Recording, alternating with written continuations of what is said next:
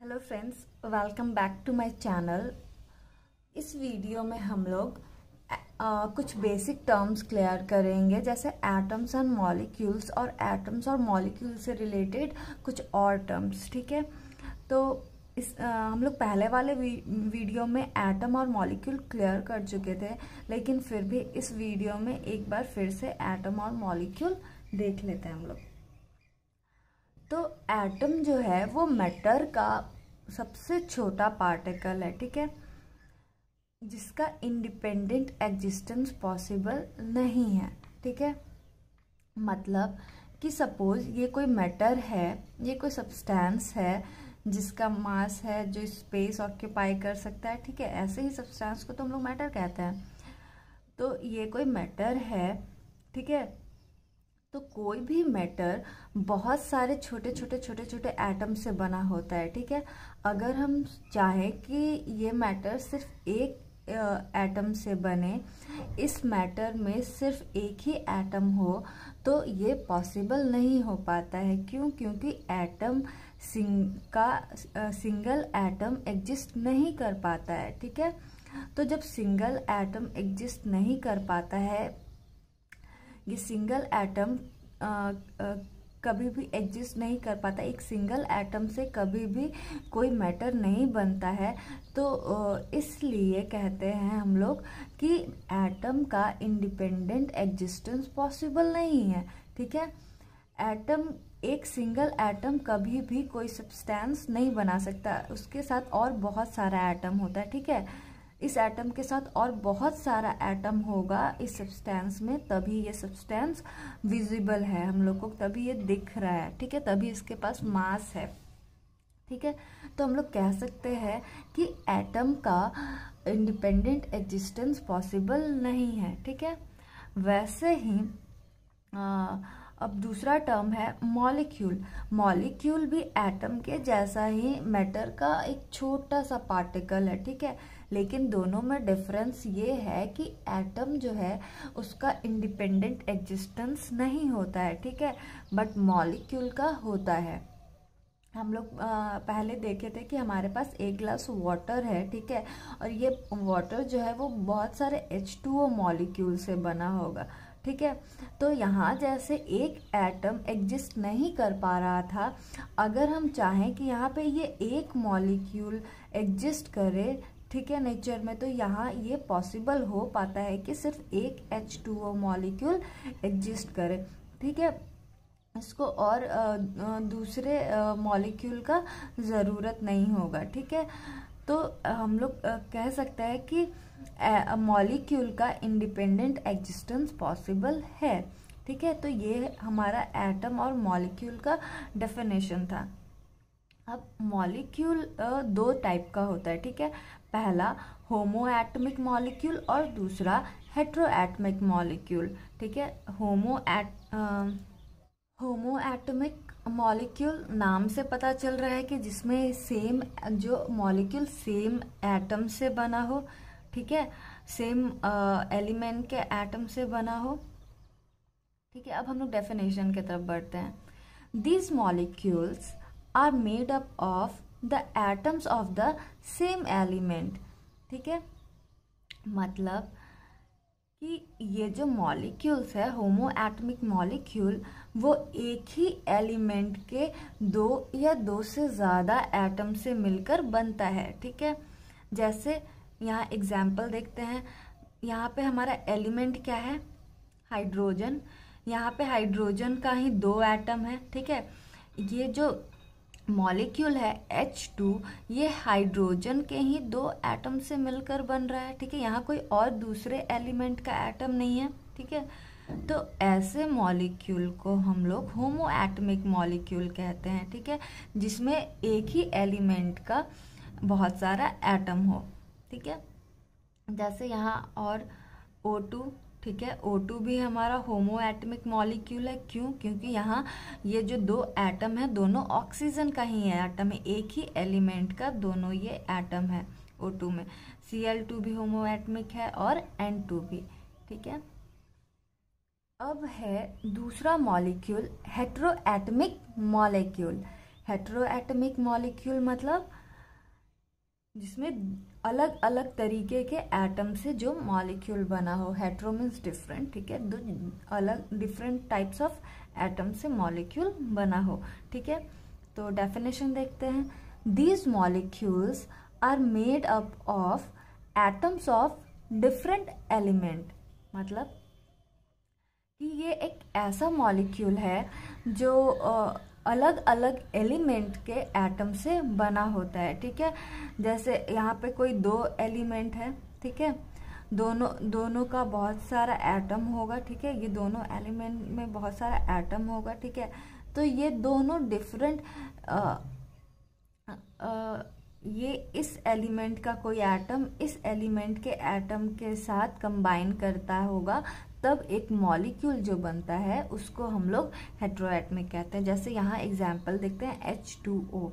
यहाँ पे हमारे पास दो डिफरेंट एलिमेंट है, ठीक है, जिसमें हाइड्रोजन एक एलिमेंट है और एक ऑक्सीजन है, और यहाँ हाइड्रोजन का दो एटम है और ऑक्सीजन का एक एटम है।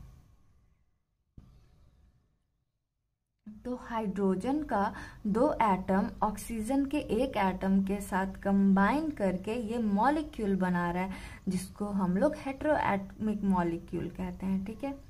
यहाँ भी HCl में भी दो अलग अलग एलिमेंट का एटम है, एक हाइड्रोजन एलिमेंट है, एक क्लोरीन है, ठीक है। इसमें हाइड्रोजन का एक एटम क्लोरीन के एक एटम के साथ कंबाइन करके ये मॉलिक्यूल बना रहा है, तो ये भी हमारा हेटेरोएटमिक मॉलिक्यूल हो गया। यहाँ CO2, यहाँ भी दो डिफरेंट गैसेस है, ठीक है, दो डिफरेंट एलिमेंट है, एक कार्बन है एक ऑक्सीजन है। यहाँ ऑक्सीजन का दो एटम है और कार्बन का एक एटम है, ठीक है। ये भी हमारा हेटेरोएटमिक मॉलिक्यूल हो गया। NH3 भी हमारा हेटेरोएटमिक मॉलिक्यूल हो गया, क्योंकि यहाँ पे भी दो डिफरेंट एलिमेंट है, जिसमें नाइट्रोजन का एक एटम है और हाइड्रोजन का 3 एटम है, ठीक है। अब हम लोग एटॉमिक मास देखेंगे, ठीक है। एटॉमिक मास क्या होता है? एटॉमिक मास किसी भी एलिमेंट के एटम का मास होता है, ठीक है। तो सपोज कि हम लोग कभी मंडी जाते हैं, ठीक है, मंडी जाते हैं तो सब्जी वाले भैया को बोलते हैं, भैया हम लोगों को 3 kg आलू दे दीजिए, ठीक है। तो वो भैया क्या करते हैं, एक तराजू लेते हैं जिसमें एक साइड पे वो 3 kg का वेट रखते हैं, ठीक है, और एक साइड पे सब्जी रखते हैं। जब ये दोनों साइड बैलेंस हो जाता है तो हम लोग को पता चलता है कि ये इधर जो आलू रखा हुआ है वो 3 kg है, ठीक है। तो जब इस सब्सटेंस के मतलब इस तीनों वेट के वजह से इधर के सब्सटेंस का मतलब कि इस सब्जी का वेट पता चलता है या मास पता चलता है, तो ऐसे मास को हम लोग रिलेटिव मास कहते हैं, ठीक है। जब एक सब्सटेंस के मास के हेल्प से दूसरे सब्सटेंस का मास हम लोग डिटरमाइन करते हैं, तो ऐसे मास को हम लोग रिलेटिव मास कहते हैं, ठीक है।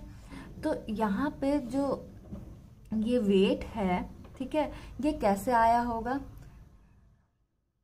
तो बहुत पहले तो वेट मेजर नहीं किया जाता था किसी भी सब्सटेंस का, ठीक है। तब लोग ऐसे ही बिना मेजरमेंट के कहीं से भी सामान ले सकते थे या किसी को दे सकते थे, ठीक है। लेकिन अब ऐसा नहीं होता है। तो जब ऐसा होता होगा कि मेजरमेंट का यूज़ नहीं होता होगा, तब किसी इंसान के दिमाग में ये बात आया होगा कि हम लोग को एक मेजरिंग डिवाइस रखना चाहिए किसी भी चीज़ को मेज़र करने के लिए, किसी भी चीज़ का वेट नापने के लिए, ठीक है। तो तब कोई आदमी किसी ऑब्जेक्ट को देखा होगा, ठीक है, मान लेते हैं कि वो एक सर्कुलर ऑब्जेक्ट ही होगा, ठीक है, और उसको 1 kg मान लिया होगा, ठीक है। और उसी 1 kg के हेल्प से आज हम लोग कुछ भी ले सकते हैं, सब्जी ले सकते हैं, कुछ रॉड का वेट मेजर कर सकते हैं, ठीक है। तो वो जो उस जमाने में ये वेट लिया गया होगा, कोई सब्सटेंस, सर्कुलर सब्सटेंस जिसको 1 kg मान लिया गया होगा, तो ये जो सर्कुलर ऑब्जेक्ट है उसको स्टैंडर्ड ऑब्जेक्ट इसको हम लोग स्टैंडर्ड ऑब्जेक्ट कहेंगे। क्यों? क्योंकि इसी ऑब्जेक्ट के हेल्प से अब और बाकी वेट्स बनता है। ठीक है, तो ये हमारा क्या हो गया, ये हमारा क्या हो गया, स्टैंडर्ड ऑब्जेक्ट। जैसे यहाँ पे हम लोग के पास हम लोग किसी भी चीज़ का वेट मेज़र करने के लिए ये स्टैंडर्ड ऑब्जेक्ट का हेल्प लिए हैं। ठीक है, इस स्टैंडर्ड ऑब्जेक्ट के वजह से ही हम लोग को पता चला कि कैसे किसी चीज़ को हम लोग को नापना या तौलना है। ठीक है, वैसे ही केमिस्ट्री में किसी भी एलिमेंट का मास मेजर करने के लिए एक स्टैंडर्ड एटम लिया गया। ठीक है, तो सबसे पहले हाइड्रोजन लिया गया। ठीक है, हाइड्रोजन क्यों लिया गया, क्योंकि हाइड्रोजन जो है वो बहुत लाइटेस्ट एलिमेंट है। ठीक है, जिसका एटॉमिक मास 1 होता है। ठीक है, बहुत ज़्यादा लाइटेस्ट एलिमेंट था। ठीक है, उस समय हाइड्रोजन अभी भी है, तो हाइड्रोजन जो है सबसे लाइटेस्ट एलिमेंट था, इसलिए हाइड्रोजन को उस समय हाइड्रोजन के एटम को स्टैंडर्ड एटम माना गया। ठीक है, और इसके हेल्प से और बाकी एलिमेंट के एटम का मास निकाला जाता था। ठीक है, लेकिन क्या होता था कि ये हाइड्रोजन जो है वो एक हाइड्रोजन का एटम जो है वो थोड़ा रिएक्टिव होता था। ठीक है, रिएक्टिव होता है तो वो क्या करता था, दूसरे एलिमेंट के एटम के साथ रिएक्शन करता था। ठीक है, दूसरे एलिमेंट के एटम के साथ रिएक्ट कर जाता था। ठीक है, तो इसलिए फिर हाइड्रोजन को रिमूव करके उसके जगह स्टैंडर्ड एटम C12 लिया गया। C12 क्या है, कार्बन का आइसोटॉप। हम लोग पहले वाले वीडियो में देख चुके थे कि कार्बन एक एलिमेंट है जिसमें बहुत सारा एटम है। उसमें जो एटम्स है उसका 3 मास होता है, एक 12 होता है, एक 13 होता है और एक 14 होता है। ठीक है, तो हम लोग उसमें कार्बन का जिस एटम का मास 12 है वो हम लोग यहाँ पे लिए। क्यों, क्योंकि वो C12 एटम जो है वो स्टेबल है। ठीक है, वो हाइड्रोजन के जैसा दूसरे एलिमेंट के एटम के साथ रिएक्ट नहीं करेगा। क्यों, क्योंकि स्टेबल है। ठीक है,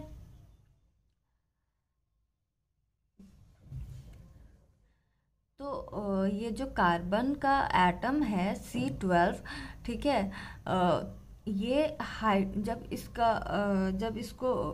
जब इसके बारे में स्टडी किया गया तो पता चला कि ये जो एटम है ये हाइड्रोजन से 12 टाइम हेवियर है। ठीक है, हाइड्रोजन से 12 टाइम हेवियर है। तो फिर अगर हम लोग दूसरे एलिमेंट के एटम का मास कैलकुलेट करना चाहें तो प्रोसेस थोड़ा लेंदी हो जाएगा। ठीक है, तो क्या किया गया कि ये जो C12 एटम है उसके मास को 12 से डिवाइड कर दिया गया। ठीक है, अगर ये हमारा C12 एटम 12 टाइम हेवियर है हाइड्रोजन से, ठीक है, तो इसका मास हाइड्रोजन के जितना करने के लिए क्या करना पड़ेगा, उसको 12 से डिवाइड कर देते हैं। ठीक है, तो जब मास ऑफ 1 कार्बन 12 एटम को 12 से डिवाइड किए तो उसका मास क्या हो गया, हाइड्रोजन के एटम के मास के इक्वल हो गया। ठीक है, तो फिर जब 1/12 मास ऑफ 1 कार्बन 12 एटम को दूसरे एलिमेंट के इसके हेल्प से दूसरे एलिमेंट का मास निकाला जाने लगा। ठीक है, तो जब जब ऑक्सीजन के एक एटम का मास निकाला गया इसके कंपैरिजन में 1/12 मास ऑफ 1 कार्बन एटम के कंपैरिजन में, तो इसका मास आया 16। ठीक है, मतलब कि ऑक्सीजन का एक एटम इससे 16 टाइम्स ज़्यादा है। ठीक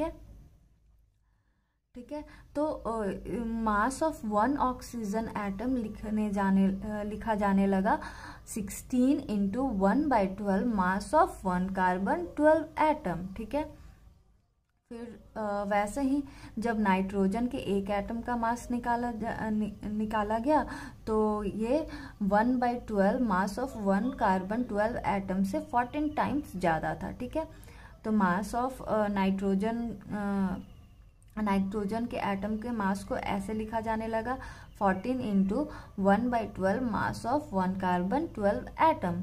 ठीक है, वैसे ही सोडियम के एक एटम का मास 23 times 1/12 mass of 1 carbon 12 atom से ज़्यादा था। ठीक है, तो फिर बाद में ये जो 1/12 मास ऑफ 1 कार्बन 12 एटम है, ठीक है, ये जो है ये यूनिट बन गया। ठीक है, ये यूनिट बन गया। ठीक है, लेकिन अगर यूनिट इतना बड़ा, इतना लेंदी यूनिट इतना लंबा था, लेंदी था, तो इसलिए इसको थोड़ा शॉर्ट किया गया। ठीक है, तो फिर इसको 1/12 मास ऑफ 1 कार्बन 12 एटम को 1 AMU कंसीडर किया गया। ठीक है, 1 AMU मतलब 1/12 मास ऑफ 1 कार्बन 12 एटम। तो अब हम लोग जहाँ भी 1 AMU यूज करेंगे उसका मतलब होगा 1/12 मास ऑफ 1 कार्बन 12 एटम। तो जब इसको शॉर्ट किया गया, ठीक है, इसके जगह AMU लिखा जाने लगा, तो फिर उसके बाद जब हम लोग जब कभी भी मास ऑफ ऑक्सीजन एटम लिखते थे तो उसको 16 AMU, फिर जब सोडियम के एटम का मास लिखते थे तो उसको 23 AMU। ठीक है, तो इस तरह से इसको AMU से रिप्लेस इसको 1/12 मास ऑफ 1 कार्बन 12 एटम को AMU से रिप्लेस किया गया।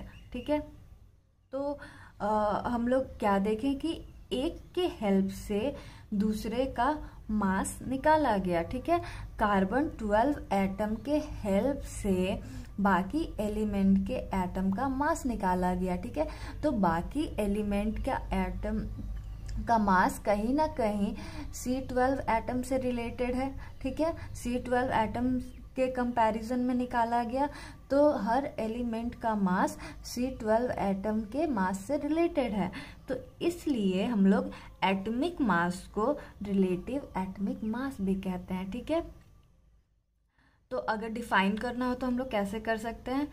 Atomic mass is a number which tells us how many times an atom of an element is heavier than 1/12 mass of 1 carbon 12 atom.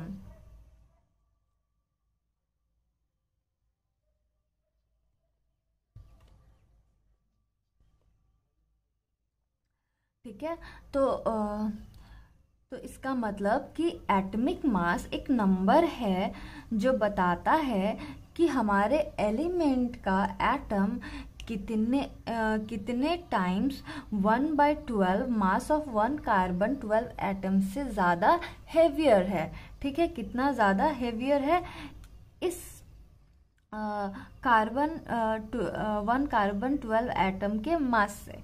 ठीक है, तो ये हमारा एटॉमिक मास का डेफिनेशन है। ठीक है, तो फिर बाद में एक डिवाइस आया मास स्पेक्ट्रोमीटर, उसके हेल्प से फिर बाकी एलिमेंट्स का मास मेजर किया जाने लगा। ठीक है, तो इसके हेल्प से जब मास ऑफ 1 कार्बन 12 एटम का 1 कार्बन 12 एटम का मास निकाला गया, तो वो आया 1.99 इंटू 10 टू द पावर -23 ग्राम। ठीक है, और हम लोग जानते हैं कि 1 AMU कितना होता है? 1/12 मास ऑफ 1 कार्बन 12 एटम। ठीक है, तो यहाँ मास ऑफ 1 कार्बन 12 एटम कितना है? 1.99 इंटू 10 टू द पावर 23। तो हम लोग लिख सकते हैं 1 AMU is equal to 1.99 into 10 to the power -23/12। ठीक है, क्योंकि 1 AMU is equal to mass of 1 carbon 12 atom, जिसका वैल्यू ये है, और फिर हम लोग को 12 से डिवाइड भी कर देना है। ठीक है, तो 1 AMU का वैल्यू आएगा। तो जब इसको 12 से डिवाइड किए तो हमारा वैल्यू आया 1.66 इंटू 10 टू द पावर -24 ग्राम। जिसको हम लोग 1/Na ग्राम भी कहते हैं, ठीक है। और ये Na जो है वो एवोगाड्रो नंबर है, ठीक है। और इस एवोगाड्रो नंबर और यहाँ से जब Na का वैल्यू कैलकुलेट किया गया तो वैल्यू आया 6.022 इंटू 10⁻23, ठीक है। ये है एवोगाड्रो नंबर का वैल्यू, ठीक है, और जिसको हम लोग Na से रिप्रेजेंट करते हैं। तो फिर हम लोग कैसे मास ऑफ 1 ऑक्सीजन एटम लिखना होता था तो हम लोग कैसे लिखते थे, 16 AMU, ठीक है। तो अगर हमको इसको ग्राम में AMU, अगर हमको ऑक्सीजन के एक एटम का मास ग्राम में निकालना है तो हम लोग क्या करेंगे, 16 से यहाँ पे AMU का जितना वैल्यू आया ग्राम में उसको मल्टीप्लाई कर देंगे, ठीक है। तो AMU के जगह ये हम लोग वैल्यू रख देंगे। तो क्या करेंगे, 16 इंटू 1.66 इंटू 10⁻⁻24 ग्राम, ठीक है। तो यहाँ पे ऑक्सीजन का मास ग्राम में आ जाता है, ठीक है। तो इसी को जब किसी एलिमेंट के एटम का मास हम लोग ग्राम में कैलकुलेट करते हैं इस तरीके से, तो हम लोग उसको ग्राम एटॉमिक मास भी कहते हैं, ठीक है। अब है मोल, ठीक है। जैसे हम लोग पहले पढ़े थे कि किसी भी सब्सटेंस को मेज़र करने के लिए एक यूनिट था 1 kg, ठीक है, kg, ठीक है। जब हम लोग सब्जी ले रहे थे तो ठीक है, सब्जी का जब वेट मेज़र कर रहे थे तो उसके लिए हम लोग क्या यूनिट यूज़ कर रहे थे, kg, ठीक है। वैसे ही केमिस्ट्री में एटम्स, मॉलिक्यूल्स और आयन को काउंट करने के लिए जो यूनिट यूज़ होता है उसको हम लोग मोल कहते हैं, ठीक है। तो डेफिनेशन क्या होगा, mole is the unit used for counting atoms, molecules and ions, ठीक है। तो अभी हम लोग मोल को और बाद में चल के डिटेल में पढ़ेंगे, लेकिन अभी हम लोग इतना जान लेते हैं कि जहाँ मोल वर्ड आया, ठीक है, तो वहाँ 1 mole is equal to 6.022 into 10⁻23 particles होता है, ठीक है। और ये हमारा क्या है, Na है, एवोगाड्रो नंबर है, ठीक है। तो कहीं भी अगर मोल का बात आता है, ठीक है, तो हम लोग हमारे दिमाग में ये नंबर आता है, ठीक है, 6.022 इंटू 10⁻23 पार्टिकल्स हमारा कुछ भी हो सकता है, एटम, आयन या मॉलिक्यूल, कुछ भी, ठीक है। तो सपोज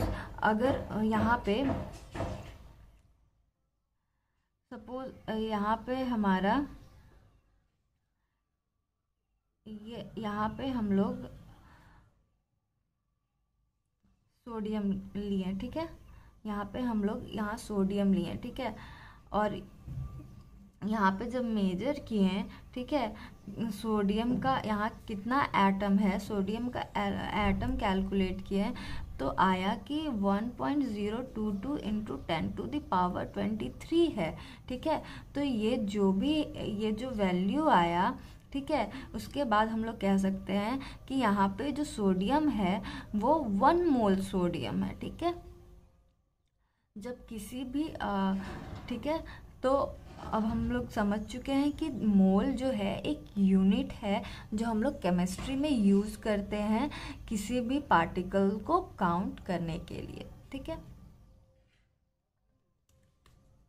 अब हम लोग पढ़ेंगे मोलर मास, ठीक है। मोलर मास क्या होता है, तो पहले डेफिनेशन की तरफ चलते हैं, ठीक है। मास ऑफ 1 मोल सब्सटेंस इन ग्राम, यहाँ क्या वर्ड यूज हुआ है, मोल, ठीक है। 1 मोल सब्सटेंस मतलब 6.022 इंटू 10⁻23 पार्टिकल्स होगा ये सब्सटेंस का, ठीक है। जिस मोल को हम लोग किससे रिप्रेजेंट करेंगे, Na, एवोगाड्रो नंबर से, ठीक है। तो मोलर मास होता है मास ऑफ 1 मोल सब्सटेंस इन ग्राम, ठीक है। तो सपोज कि हम लोग को ऑक्सीजन का मोलर मास निकालना है, ऑक्सीजन के एटम का, ठीक है। तो कैसे निकलेगा? तो molar mass of oxygen is equal to, हम लोग लिख सकते हैं मास ऑफ 1 मोल, ठीक है। यहाँ हमारा सब्सटेंस क्या है? सब्सटेंस की जगह ऑक्सीजन एटम लिख देंगे, ठीक है। तो मास ऑफ ऑक्सीजन एटम हम लोग क्या लेते थे? 16 AMU, ठीक है। और मोल को हम लोग किससे रिप्रेजेंट करते हैं? Na, एवोगाड्रो नंबर से, ठीक है। और हम लोग पहले ही पढ़ चुके थे कि जो AMU का वैल्यू आया था उसको हम लोग 1/Na ग्राम भी कहते हैं, ठीक है। तो molar mass of oxygen atom हम लोग लिख सकते हैं मास ऑफ 1 मोल ऑक्सीजन एटम। और मास ऑफ ऑक्सीजन के एक एटम का मास कितना होता है? 16 AMU। मोल को हम लोग किस चीज़ से रिप्रेजेंट करते हैं? एवोगाड्रो नंबर से। यहाँ पे मोल की जगह हम लोग Na लिख दिए, ठीक है। अब हम लोग जानते हैं कि 1 AMU is equal to 1/Na gram होता है, ठीक है। तो AMU की जगह 1/Na ग्राम हम लोग लिख देते हैं, ठीक है। तो यहाँ Na से Na कैंसल हो गया, ठीक है। तो ऑक्सीजन एटम का मोलर मास हमारा क्या आ गया? 16 ग्राम, ठीक है। ये ग्राम में आ गया हमारा, ठीक है। तो ये जो 16 ग्राम है ये मोलर मास है ऑक्सीजन एटम का। तो यहाँ हम लोग देखें कि मोलर मास क्या होता है, ठीक है। किसी भी सब्सटेंस 1 मोल सब्सटेंस का मास को हम लोग मोलर मास कहते हैं, ठीक है। और मोलर मास को हम लोग यहाँ ग्राम में लिखते हैं, ठीक है। तो अगर मान लेते हैं हमारे पास कोई ऑक्सीजन एटम है, उसका मास 2 तरीके से दिया हुआ, एक 16 AMU और एक 16 ग्राम, ठीक है। तो ये जो 16 AMU मास होगा वो मास ऑफ 1 ऑक्सीजन एटम होगा, ठीक है। एक ऑक्सीजन एटम के मास को हम लोग 16 AMU बोलेंगे। लेकिन जहाँ 16 ग्राम दिया होगा वो ऑक्सीजन एटम का 1 मोल ऑक्सीजन एटम का मास होगा, ठीक है। या इसको हम लोग molar mass of oxygen atom भी कह सकते हैं। तो जहाँ 16 AMU होगा वो एक ऑक्सीजन एटम का मास होगा। जहाँ 16 ग्राम होगा वो 1 मोल ऑक्सीजन एटम का मास होगा, ठीक है। तो जहाँ AMU होगा वहाँ पे सिर्फ एक एटम का मास होगा, और जहाँ ग्राम होगा वहाँ 1 मोल एटम का मास होगा, ठीक है। अब हम लोग आते हैं दूसरे टर्म पे जो है मॉलिक्यूलर मास, ठीक है। तो मॉलिक्यूलर मास क्या होता है हम लोग डेफिनेशन से समझते हैं। मॉलिक्यूलर मास का डेफिनेशन है sum of atomic mass of all atom of element present in a molecule, ठीक है। मतलब कि ये हमारा कोई एक मॉलिक्यूल है H2O, ठीक है, ठीक है। इस मॉलिक्यूल में जितना भी एलिमेंट होगा, ठीक है, इस मॉलिक्यूल में कितना एलिमेंट है? 2 हाइड्रोजन और ऑक्सीजन, ठीक है। तो इन दोनों एलिमेंट के एटम्स का जो मास होगा उसके सम को हम लोग कहेंगे मॉलिक्यूलर मास, ठीक है। तो ये क्लियर हो पा रहा है कि किसी भी मॉलिक्यूल में जितना भी एलिमेंट होगा उन एलिमेंट का जितना भी एटम्स होगा उस मॉलिक्यूल में उनके एटॉमिक मास के सम को हम लोग कहेंगे मॉलिक्यूलर मास। जैसे यहाँ H2O है तो यहाँ हाइड्रोजन का कितना एटम है? 2, ठीक है। तो 2 लिख दिए इनटू हाइड्रोजन का एक एटम का मास कितना होता है? 1, ठीक है। इसको 2 को 1 से मल्टीप्लाई कर दिए, प्लस यहाँ पे ऑक्सीजन का कितना एटम है? 1, ठीक है। और ऑक्सीजन का मास कितना होता है 16 ऑक्सीजन के एक एटम का, ठीक है। तो 16 इंटू 1 एटम ऑफ ऑक्सीजन, ठीक है। और इन दोनों को जब प्लस करेंगे तो कितना आएगा 18 ग्राम, ठीक है। तो ये 18 ग्राम जो है वो हमारा मॉलिक्यूलर मास हो जाएगा, ठीक है। तो सपोज कि अगर इसका मास 18 AMU दिया है और 18 ग्राम दिया है, तो जहाँ 18 AMU मास होगा वो हमारा मास ऑफ 1 H2O मॉलिक्यूल होगा, ठीक है। जैसे हम लोग कंसीडर किए थे ये ग्लास है, ठीक है, इसमें पानी है, तो ये ग्लास में ढेर सारा H2O मॉलिक्यूल होगा, ठीक है। तो एक H2O मॉलिक्यूल का जो मास होता है, ठीक है, वो होता है 18 AMU, ठीक है। इस एक मॉलिक्यूल H2O के मास को हम लोग 18 AMU से रिप्रेजेंट करेंगे। और जब 18 ग्राम दिया होगा तो इसका मतलब कि जब ये वाटर मॉलिक्यूल जो है ये इसका वाटर मॉलिक्यूल से 1 मोल होगा, मतलब कि 6.022 इंटू 10⁻23 मॉलिक्यूल्स होगा वाटर का, ठीक है। तो उसका जो मास होगा उसको हम लोग कहेंगे 18 ग्राम, ठीक है। जब H2O मॉलिक्यूल जब 6.022 इंटू 10⁻23 H2O मॉलिक्यूल होगा तो उसके मास को हम लोग 18 ग्राम से रिप्रेजेंट करेंगे, ठीक है। तो इस 18 ग्राम को हम लोग कह सकते हैं मास ऑफ 1 मोल H2O मॉलिक्यूल, या मॉलिक्यूलर मास ऑफ H2O, या gram molecular mass of H2O। ये जो मॉलिक्यूलर मास है ये ग्राम में है, तो इसलिए मॉलिक्यूलर मास को हम लोग ग्राम मॉलिक्यूलर मास भी कह सकते हैं, ठीक है। तो यहाँ पे हमारा कुछ एलिमेंट्स है और उन एलिमेंट्स का एटॉमिक मास भी दिया हुआ है, ठीक है।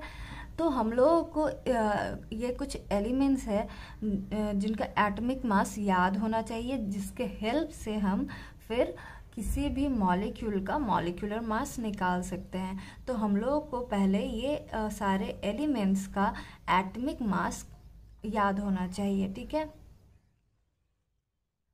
तो जब अगर हम लोगों को इन सब का एटॉमिक मास याद हो जाता है तो हम लोग किसी भी मॉलिक्यूल का मॉलिक्यूलर मास कैलकुलेट कर सकते हैं। जैसे अगर हम लोग को H2SO4 मॉलिक्यूल दिया है, ठीक है, तो हम लोग यहाँ पे एलिमेंट्स के एटम का के मास का सम करके यहाँ मॉलिक्यूलर मास निकाल सकते हैं। तो H2O में कितना हाइड्रोजन का एटम है 2, ठीक है। हाइड्रोजन का एटॉमिक मास कितना होता है 1, ठीक है। तो 2 एटम को एटॉमिक मास से मल्टीप्लाई कर दिए प्लस अब दूसरा एलिमेंट क्या है सल्फर। सल्फर का यहाँ कितना एटम है 1, सल्फर का एटॉमिक मास कितना होता है 32, तो 32 मल्टीप्लाई 1 कर दिए हम लोग, ठीक है। फिर प्लस थर्ड एलिमेंट क्या है O ऑक्सीजन, ठीक है। यहाँ ऑक्सीजन का कितना एटम है 4, तो 4 लिखे और उसको 6 ऑक्सीजन के एक एटम के मास से मल्टीप्लाई कर दिया, ठीक है। तो जब हम लोग सारे एलिमेंट्स के एटम के मास का सम किए तो आया हमारा 98। H2SO4 का मास आया 98, ठीक है। तो ये जो 98 है ये हमारा H2SO4 का मॉलिक्यूलर मास हो गया, ठीक है।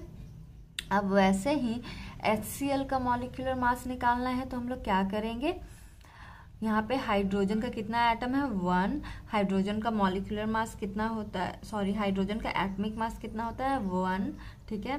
प्लस दूसरा एलिमेंट क्या है क्लोरीन। क्लोरीन के एक एटम का मास क्या होता है 35 इंटू 35.5, ठीक है।